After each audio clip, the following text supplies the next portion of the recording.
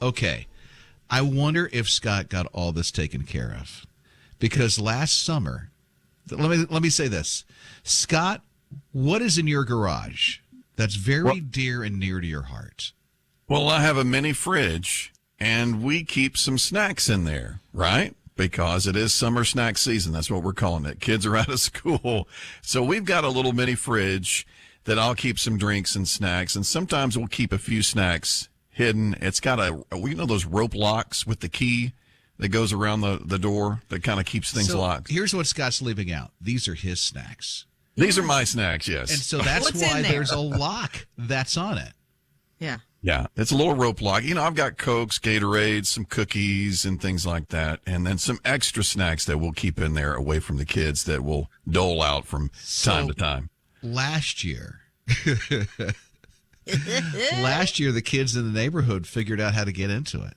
Yeah, apparently the lock, there's more than one way into the lock other than the key that's provided. My son, he was 10 at the time, and one of his friends in the neighborhood, they were in the garage hanging out. It got real quiet, and I said, let me just peek my head out there and see what's going on. And I look out, and the little boy, one of his friends, has found this small reciprocating blade attachment, that you can buy. Apparently the end of that fits perfectly into the lock. And they were picking the lock, and they've been doing it for a long time. And that's why I noticed some snacks were disappearing. And I'm like, well, maybe my wife has been going out there. No, they've been picking the lock, and I caught them red-handed. So what did you do? You were thinking, she's taking all my snacks. What's going on? So what'd you do for this year so they don't pick your lock? Well, I hid the key, and now I'm hiding the little reciprocating blade, too. So far, no snacks have been disappearing, but I'm keeping my eye on them. You're listening to Rob and Lizz in the morning. His radio. Talking about that special place where you hide your snacks. Oh, yeah. Okay, so Anna texted 800-447-7234. Where she hides the snacks from the kids is on top of the fridge because they're little and they can't get up there and they don't know they're there anyway. I'll tell you, I tried that at one point, and that was not the place for me as my kids grew. My oldest son is 6'4".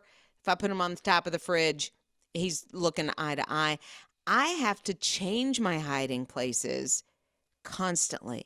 I think they sniff them out. I don't know if they're on all fours and they're just going around like looking for little Debbies, but they find them. Inevitably, they're finding them.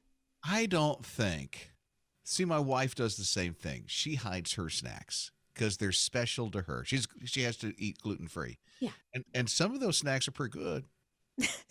But they're easy to find. And let me tell you, my wife has me hooked on pimento cheese. Ew, you got to hide pimento cheese? Oh, I love it. Absolutely love it. But you got to hide it from other people? My wife does. Because there's somebody in the house that likes it. You could, she hides it from you. And I can sniff where she hides that. And sometimes she has a special jar that she'll put it in, hide it behind the apples, hide it in other drawers. I mean, there's only so many places you can hide that in a refrigerator. Right, but I got to introduce you to better snacks, Rob. Pimento cheese, come on, it's great. I'm the only one that likes it. Okay, Monica is here at 800-447-7234. What about you, Monica? Yeah, so we raised 5 teenagers, and 3 we adopted when they were teenagers. So they used to eat us through house and home. And we used to love to have like a little bit of snacks at the end of the night. And we would like to have, a little bit, but the kids, if they found out we had a little, they would eat all of it.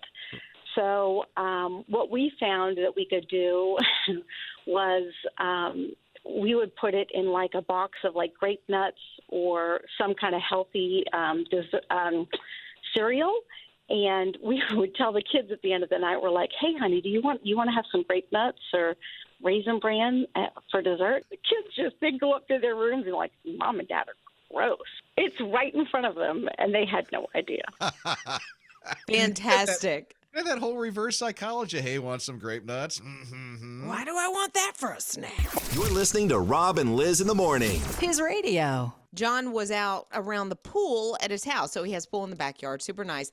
And he noticed that the door leading into the bathroom in the house was kind of opened a little bit. And he's like, I know I shut that door. So he went to investigate. And there in his commode, in his potty, in his toilet was an iguana. Oh. So he lives in Florida, a little more, prone to having iguanas kind of around the property. But first time it had ever gotten in the toilet. So what he did after he went, so he grabbed a baby gate. Yeah, he was freaked out. How do you know? Because he No, grabbed a baby gate and he How do you know ripped he the baby went, gate. "Ah"? He didn't go, he went, Okay. So Mama he put, Liz knows these things. I do know these things. He put the baby gate on top of the toilet because he was trying to keep the iguana from getting out of it and getting loose in the house. I wouldn't have thought about it. I'd have just run out screaming. And so he kind of trapped it there for a while, and he's trying to figure out, what do I do? How do I get this thing out? He was trying to work up the nerve to actually grab it by the tail and get it out. He decided that probably wasn't the best thing. And so he took some things, the garbage pail or whatever, and tried to shoo it out of the house, which he did. He was successful. It went out of the house straight into the pool. And then finally it gets out of the pool and goes off to the backyard. But can you imagine if he had not noticed it was in the potty and somebody went to use the potty? And there's an iguana. Without checking, just lift the seat, take a squat. And there's an iguana in there. Like, oh my word! I feel like most of us, do not really check. Like you say, you go in and plop down and surprise. You're listening to Rob and Liz in the morning. His radio. I don't know if you've noticed this whole Dear Intern thing that's been going around. People starting off their stories with Dear Intern, and then they share their story about something that they messed up at work or what they did as an intern. I'm like, what is this all about? And then I remembered that not too long ago, maybe it was a couple of weeks ago, that I got a blank email from HBO. Just I'm like, blank? Why is this blank email? Turns out that whole Dear Intern thing started because of that email, because there was an intern at HBO that went, oops, automatically sent out a mass blank email to thousands of people who subscribe to that service. At least it was blank. Yeah, I mean, it could have right? been a cartoon he was sending to a coworker or something like that. But no, he just sent, or she sent out something blank. But who among us have not messed up at work, especially, new in our career, done something just kind of crazy like that? Are you asking for people to cast the first stone or throw it?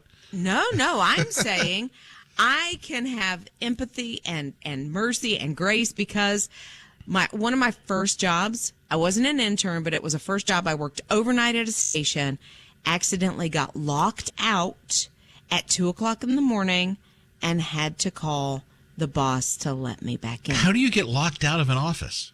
They had this double door system. And so if you opened one, and what was happening, there was a guy that would come in at 2:00 in the morning to record a show that was played later in the week.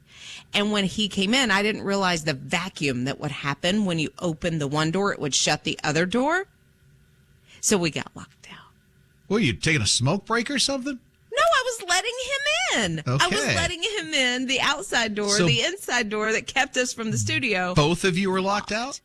Yes, we were locked out. I'm glad I had somebody with me. It was 2:00 in the morning.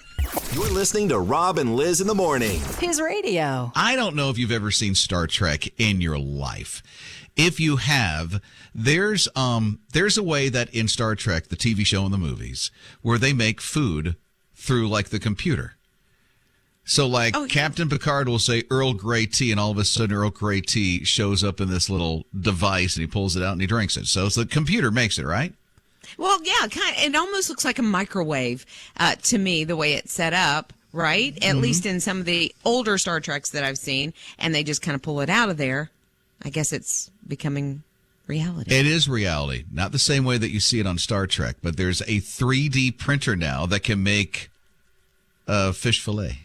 Oh no. Fish is weird anyway. Like fish, I gotta be real like confident in my restaurant before I'm gonna order fish. I'm not getting it out of a 3D printer. I'm not doing it. Listen, the one that they just did, it's a grouper off a 3D printer that you can literally eat. It flakes, it tastes, it melts inside your mouth just like a fish would. But how? This is what I don't understand because I'm not a tech person at all. So what's it actually made out of? It's not actual fish. I couldn't tell you. Like, is it paper? Is it silly putty? Yeah, Is it- It's silly putty and paper mixed together to make your grouper. Oh, it's delish. They've done this with steak too. You know, this is weird, but I could probably take the steak better than I could take the fish, and I don't know why. But I really don't want either one. Evidently, Liz is not a fish person. I am. I love fish. But I'm telling you, if it smells gamey, if it smells a little, I'm out.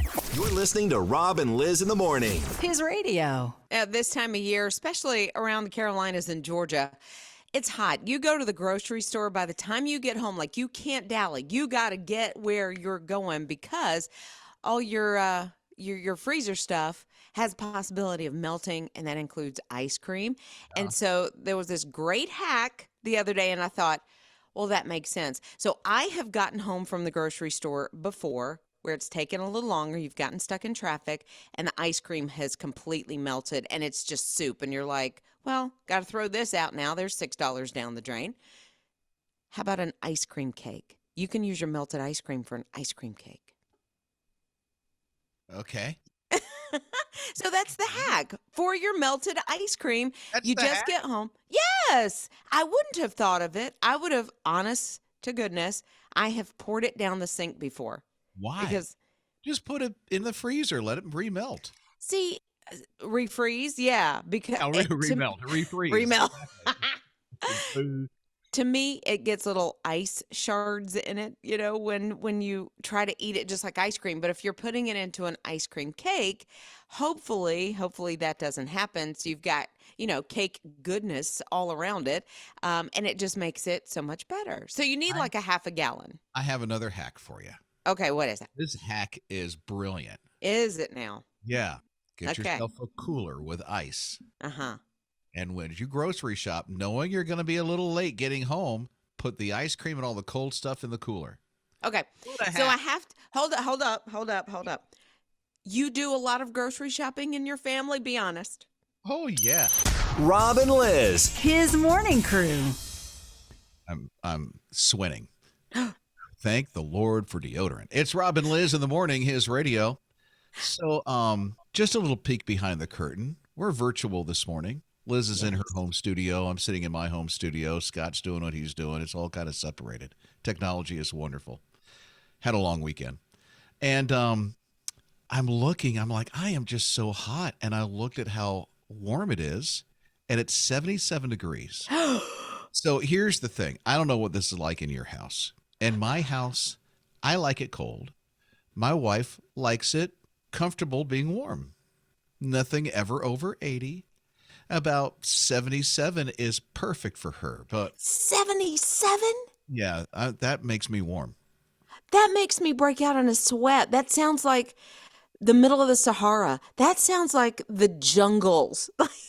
I don't even know what Scott likes for a temperature. I don't like it too hot or too cold, but now at night, my wife loves it frigid. I mean, that's like 66, 67 in the house. Yes, girl. That's where ours is 67 to 68. That's the only way to sleep. That I would love that, but not in my house. Because you know what? Happy wife, happy life. It's Absolutely. okay. Sometimes I don't sleep because of that. So here's what I did, if you can keep a secret. Okay, shh. I have one of those apps. And so instead of me walking over to the thermostat on the wall, I opened up my app and I touched it down a few degrees. And I'm feeling the air because the vent's like over my head. And it's like, oh, this is heaven.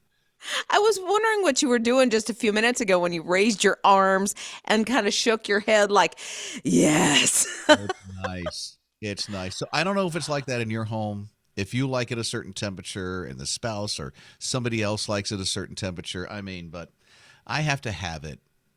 if in a perfect world for me, if it was 68, it'd be glorious. That's where we have ours every now and then. I do get a little chilly and I want to pump it up, just a little bit. And my husband kind of loses it a little bit. You're cooking me. You're cooking me. Rob and Liz. His morning crew. A little bit of encouragement, especially if you have to be stuck in traffic while you're traveling today. It's Rob and Liz in the morning, his radio. So we got a text from who? Brad, who was telling us that there is a horrific accident that's on I-95 in South Carolina. It's like near exit 39, or at least mile marker 39. And I'm looking at some traffic cams, and it is backed up big time. But the big thing is somebody needs some prayer right now. Right, because I believe medevac is on the scene, according to Brad. And so that tells us, there are some injuries. And so absolutely, he's just asking for prayer. And that's I-95 heading northbound. So if by chance you're coming up on that northbound and you're behind exit or at least mile marker 39, that's what's going on ahead of you. They have the helicopter on the scene. And it looks like they're going to be getting somebody out there. So thank you so much that you are praying for that family. Rob and Liz in the morning.